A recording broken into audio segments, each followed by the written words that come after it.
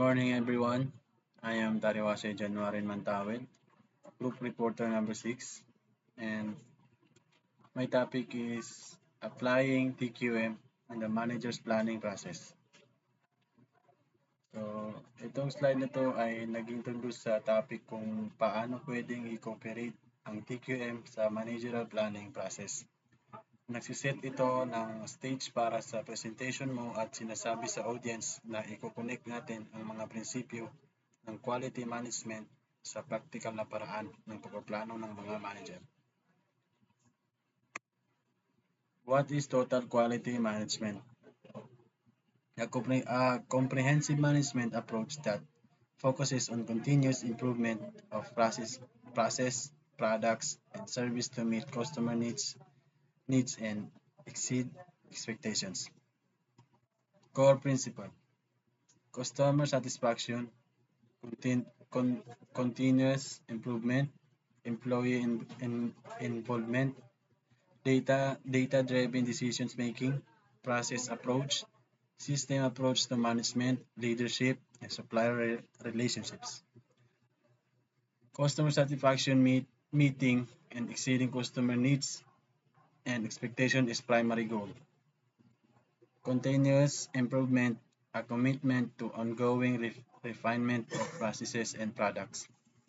Employee involvement, engaging all employees in quality improvement efforts. Data-driven decisions making, using data and metrics to make informed decisions.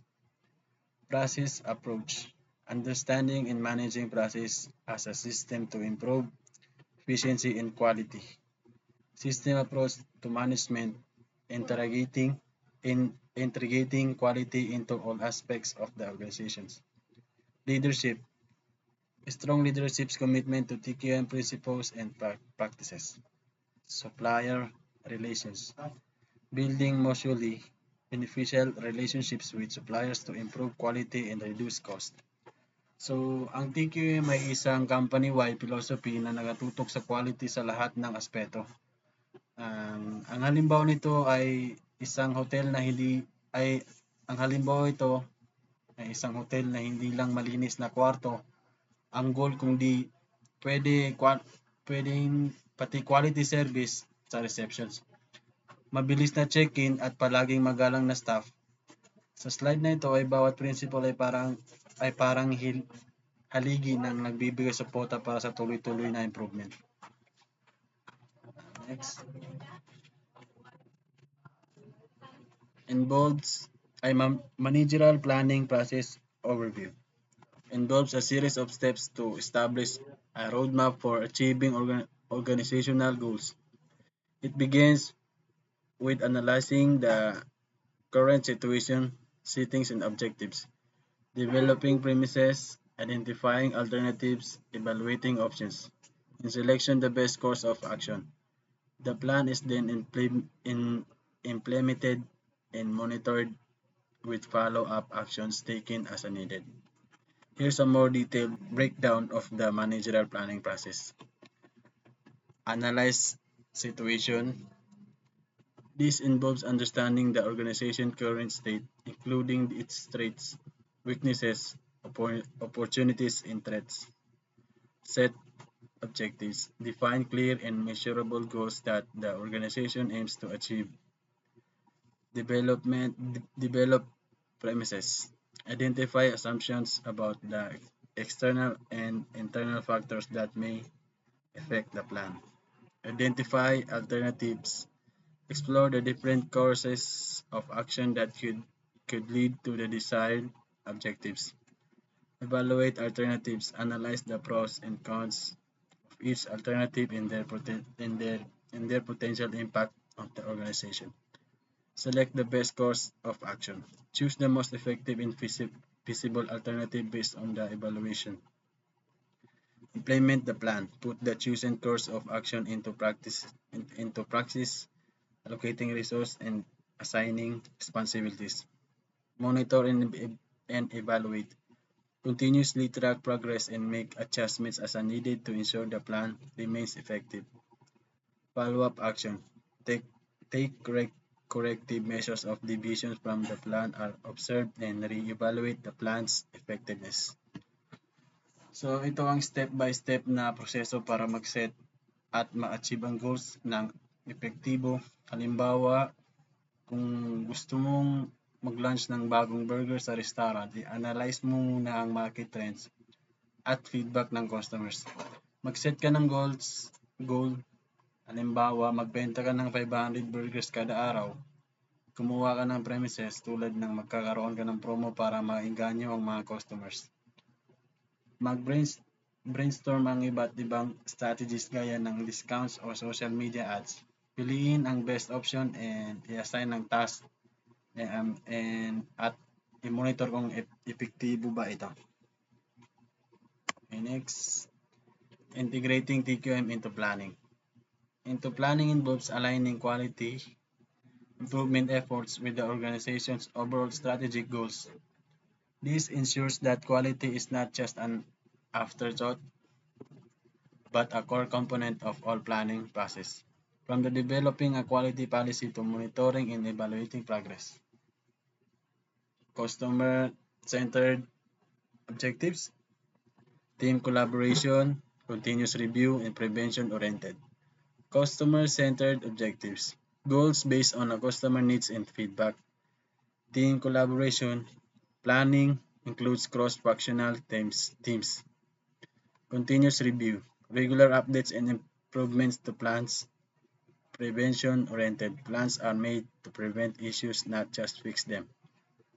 So dito naman ipapakita kung paano binabago ng TQM ang planning process. Halimbawa, imbis na mag-focus lang sa cost, mag-umpisa tayo sa tanong. Ano ba talaga ang gusto ng customers? Kung sa bakery ka, baka gusto ng customers ng healthy options. So magdadagdag ka ng whole wheat bread o sugar-free cakes. Tapos mag-collaborate ka ng team para mas maraming ideas at perspectives. Ang continuous review ay parang weekly meeting para mag-check kung may kailangan pang ayusin.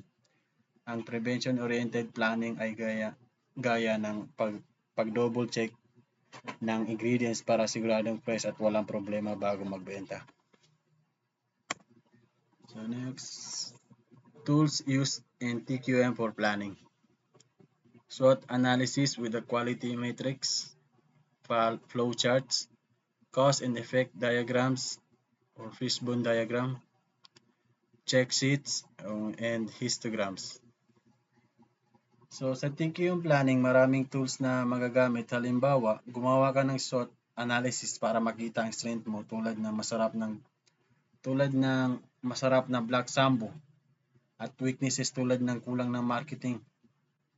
Gumagamit ng flowchart para ipakita kung paano ginagawa ang Black Sambo step by step. Gamitin ng fishbone diagram para hanapin kung bakit minsan matagal ang serving time. Baka dahil kulang sa staff or hindi maayos ang kitchen layout. Ang check sheets ay parang form kung saan pwedeng i-record ang complaints o suggestions. Ang histogram naman ay para makita ang pattern sa halimbawa, gaano kadalas may late orders. Next, real life example. Example, Toyota production system, TQM principles guide planning and production, reducing waste and improving quality. Result, improved efficiency and customer satisfaction. So, mas relatable ito kung i-connect natin sa real life examples gaya ng Toyota. Halimbawa, ang Toyota ay gumagamit ng just-in-time delivery para siguradong fresh lagi ang parts sa production line. Ang empowerment ng employees ay nagbibigay sa kanila ng boses para mag-suggest ng improvements, resulta mas mabilis na flexible sila para ma-meet ang customer demands. Next, benefits of TQM in planning. Higher quality outcomes, increased efficiency, stronger teamwork, greater customer satisfaction, and fewer errors and reworks. So, i-highlight natin ang mga benefits ng TQM sa planning. Halimbawa nito ay sa isang call center. Kung maayos ang plano at may focus na quality, mas mabilis ang resolve at customer issues. Ang better quality ay efficient system na nagreresulta sa mas konting reklamo at mas maraming loyal na customers. Overall, nakakatulong ito na ma-achieve ang goals ng mas mabilis at mas siguradong paraan. Next, challenges in applying TQM. Resistance to change, need for training, time-consuming implementation, required strong leadership commitment. Pero tandaan, hindi madaling i-implement ang TQM. Halimbawa, kung dati sanay ang team sa pwede na attitude, mahirap itong palitan at mindset na laging let's improve. Kailangan ng patience at efforts para ma-adjust sa bagong proseso. Importante na ang leadership ay magpakita ng magandang halimbawa at suporta ng TQM principles araw-araw. Ang pag-acknowledge sa mga challenges ay ito ay nagpapakita ng handa kang harapin ng reality at committed ka sa success. Thank you.